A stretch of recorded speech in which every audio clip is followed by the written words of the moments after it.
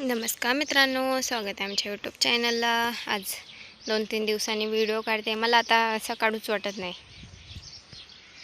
मी म्हणले ह्याच्यात नाचू नको बाहेर काशू. काय लावलं आहे गं?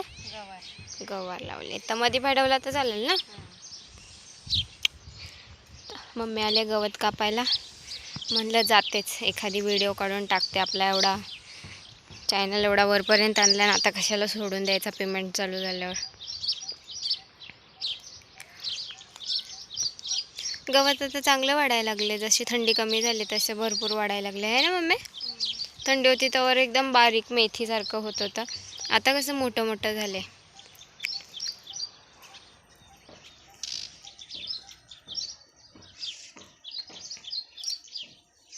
वांग्यांना पण बारीक बारीक वांगी आहेत. बारीक बारीकच आहेत. अजून याचा सीझन किती वेळ आहे हा? जोपर्यंत पाणी देऊ तसं मग आपण वर्षभर पाणी दिलं तर वर्षभर त्याला येत राहणार का? फोनला माझं चार्जिंग पण नाही मित्रांनो. पण मी आले की चल आज काहीतरी व्हिडिओ काढूच. तर आता काय सांगू तुम्हाला.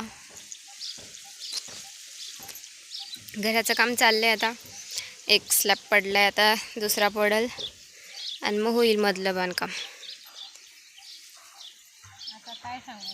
काय सांगू आता. इथं लोकांना इतका त्रास झाला. इथं आधी मजाक उडवत होते. रोज विचारायचे माझ्या मम्मीला कधी देणार घराचं काम. म्हणजे त्यांना वाटत होतं हे भिकारडे आहेत, ह्यांच्याकडं कुठं पैसे आहेत बांधायला, असं वाटत होतं. म्हणून मजा घ्यायला रोज विचारायचे कधी देणार घराचं काम, कधी देणार. आणि आत्ता जसं काम दिलंय चालू झालंय काम, रोज एकाने एकाचं थोबाडं चालू राहतात. रोज काही ना काही भुकतात येऊन. आता मी असंच बोलू शकते कारण ते लोक माझ्या आईला मेनली टार्गेट करतात ना, म्हणून ती गोष्ट मला आवडत नाही.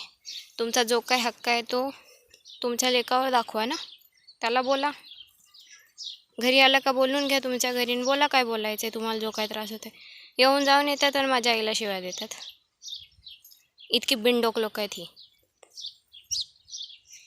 त्याने मला आता व्हिडिओ पण काढायची इच्छा होत नाही. त्यात मला काम पण लागलं आहे.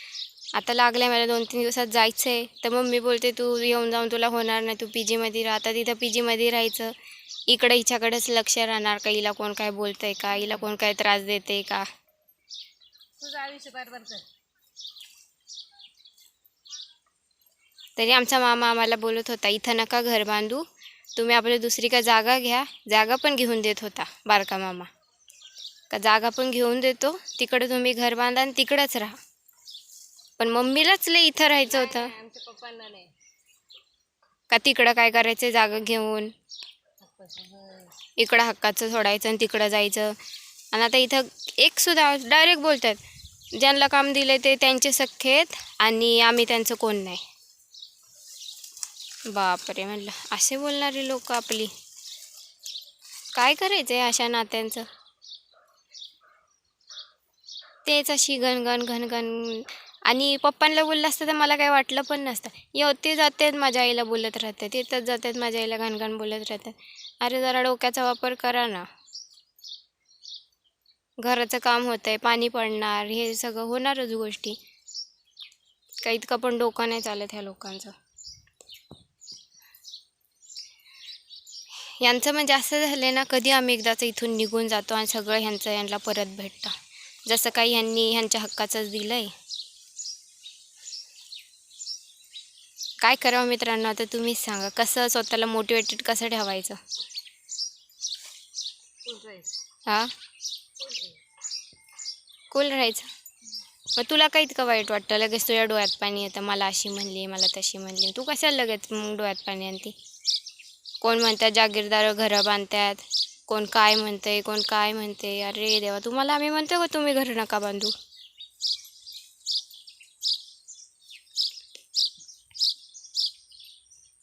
एक पण दिवस असा नाही का काही कटकट नाही करणार कोण ना कोण. तरी नशीब आम्ही आमच्या कामांमध्येच असतो.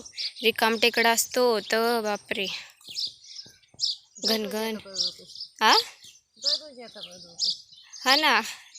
आता मम्मीनी काल पप्पा घरी होते, भाऊ होता, तिकडचा सगळा शाळू आता आम्ही दोघी काढत होतो. मी व्हिडिओ पण टाकली होती. आम्ही दोघींनी बराच काढला, पप्पांनी बराच काढला, परत भावानी पण थोडा काल काढू लागला आणि परत गाडीने वाहून इकडं आणून पण टाकला. आता तो थोडा रचायचा बाकी राहिलेला आहे. मम्मी रचत होती सकाळी पण तिला रचताच आला नाही ना आला. ते एका माणसाचं काम नाही. मला थोडा दुसरीकडे पण इंटरव्ह्यू द्यायचा होता. मी त्याच्यासाठी बसले होते. मी काय मदतीला गेले नाही. आणि भाऊ पण मी असं करतो आणि मी तसं करतो करत तो गेला नाही. मग ते रचायचं राहिलं आहे. आता रचू 4-1 वाजता परत थोडंफार मदत करते मी तिला. झालं तर झालं. तिचं चाललं होतं का माझं हे जिथं झालं आहे तिथं जॉईनिंग व्हायच्या आधी तिची सगळी कामं उरकून घ्यावा. तर उरकली का कामं? नाही ना, काय राहिले आता? अजून एक कडबं काढायचं राहिलं. कडबा काढायचा राहिला आहे. पण तो जवळ आहे ना, तू काढू शकते ना.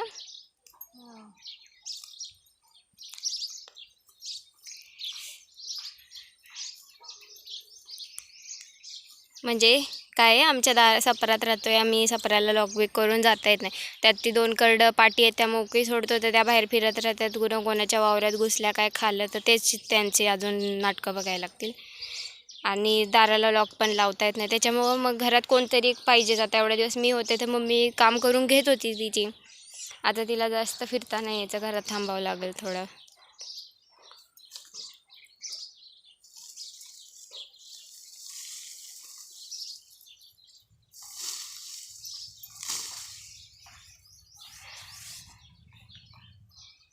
बाकी मित्रांनो, तुम्ही पण एकदा अशा लोकांशी डील कसं करायचं ते त्याच्यासाठी एखादी चांगली कमेंट सांगा.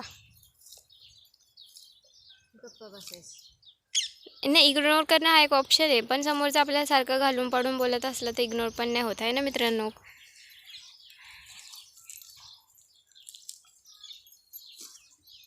झोपून द्यायचं. जाऊ दे. तुम्हाला वाटतं मी व्हिडिओमध्ये गारांनी सांगते पण ॲक्च्युली असं झालं आहे ना, इथं एक पण व्यक्ती असा नाही जो न्यायाने वागल, जो सही तरीक्याने वागल. इथं सगळी अशी लोक तोंडावर आपल्या बाजूने बोलतील आणि मागं आपल्या विरोधात बोलतील. म्हणून मला वाटतं का निदान व्हिडिओमध्ये लोक बाजू ऐकून खरं तरी बोलत असतील. आता माझी काही चूक असते ना तर मित्रांनो मी ती चुका पण सांगते का मी असं केलं आहे, मग मी असं केलं होतं. बरं आपली काही चूक पण नसते, आपण आपल्या आपल्या कामात असतो, तरी हे लोक बळीने आपल्याला काही ना काही बोलत राहतात. एवढा रिकाम टेकडापणा. तुम्ही घाणीतच राहता, तुम्ही घाणेरडेच लोक आहेत आणि एवढ्या घाणीत राहता. आमच्या शेळ्या सोडून आम्ही दुसरीकडं कुठं घर घेऊन राहिलो असतो आणि इकडं आमच्या शेळ्यांना फास बसला असता, कुठं काय झालं असतं, कुठं वाघ येतात काय झालं असतं. मग काही हे लोक येऊन आमच्या शेळ्या वाचवणार होते का? मम्मी वाचवलं असतं का कोणी? आमच्या आईच्या इकडं ते एक सपारात घुसली होती, तरस घुसली होती. तरस का मोठी कुत्री? वाघ घुसला होता. एका पण शेळीला आवाजसुद्धा करून नाही दिला. 8-9 शेळ्या मारून टाकल्या. डायरेक्ट गळफोड. गळं फोडलं सगळ्यांचं. मग आम्ही एवढा जीव लावलेला, आमची करडं जनावरं आम्ही सोडून, आमचे ते 5 जनावरं मेली 4, तर पार जीव कसा तरी होत होता. आणि प्लस इथं आपण लोकाच्या घरी जाऊन राहणार तर तिथं आपली करडं बेड आपण थोडी ना सगळे थोडी ना सहन करणार. आमचं घर घाण होत होतं, कसं होत होतं, आमचं आम्ही साफ करत होतो. आम्हाला जसं टाईम भेटत तसं आम्हाला काय वाटत नव्हतं. त्याच्यामुळे एक हेच मेनली कारण होतं.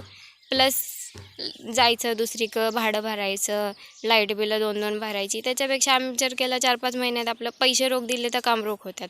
4-5 महिन्यात आपलं काम झालं का आपले तोपर्यंत इथं 4-5 महिने आपण कसे काढू. आता बोल म्हणता मित्रांनो 1.5 महिना गेला, कळलं पण नाही. एक स्लॅब पडून दुसऱ्या स्लॅबचे काम चालू झालं. तर तेच मला वाटतं. आता तुम्ही असं बोलू नका लोकांची गारांनी. मी आता कोणाचं नाव पण घेत नाही व्हिडिओमध्ये, कोणाचं काय नाही.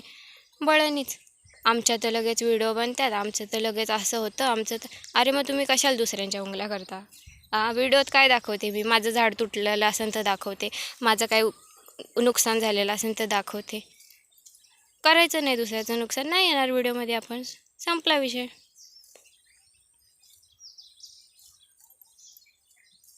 बळणी तर कोणाची नावं नाही घेत ना मी.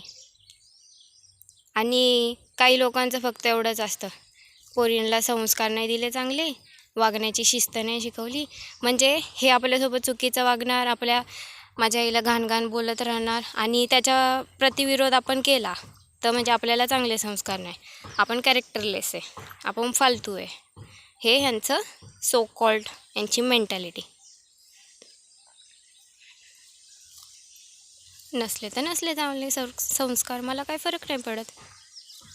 ज्या दिवशी माझी आई म्हणेल ना मला चांगले संस्कार नाहीत, त्या दिवशी मी स्वतःच सुधारणा करीन. हां मम्मी. हां, चांगले संस्कार नाही मला, खरं बोल. नाही नाहीत. आहे ना, असं कोण बोलतं? सगळे तर बोलतात पोरीला असं शिकवती, पोरीला तसं शिकवती. मग ह्यांनी शिव्या देऊन जाणार, हे अंगावर थुकून जाणार, घाण घाण बोलणार. मग आपण काहीच रिॲक्ट नाही करायचं, म्हणजे आपल्याला चांगले संस्कार आहेत. आणि तेच आपण जर त्याच्या विरोधात बोललं तर आपल्याला चांगले संस्कार नाही आहेत.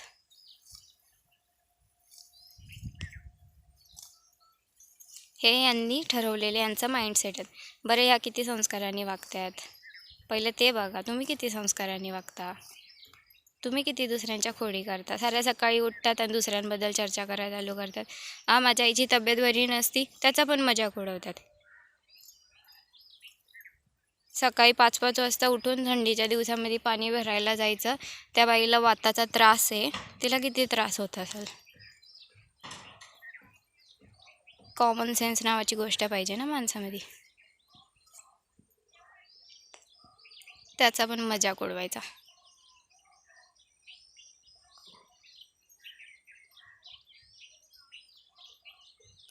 ठीक आहे मित्रांनो, आज खूपच मोठी व्हिडिओ झाली. 2 दिवस काय टाकलंच नव्हतं, तर आज एकदमच मनात भरलेली, काय तुम्ही काय म्हणू शकता याला, काहीतरी म्हणा.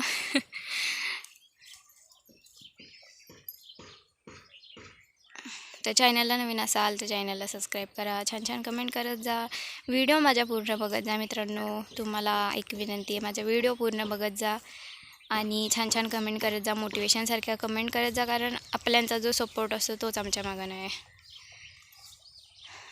त्याच्यामुळं तुम्ही चांगले कमेंट करत जा. तुम्ही आतापर्यंत चांगल्याच कमेंट केल्यात, अजून पण चांगल्याच कमेंट करत जा आणि चॅनलला असाच तुम्ही प्रतिसाद द्या. खूप खूप धन्यवाद.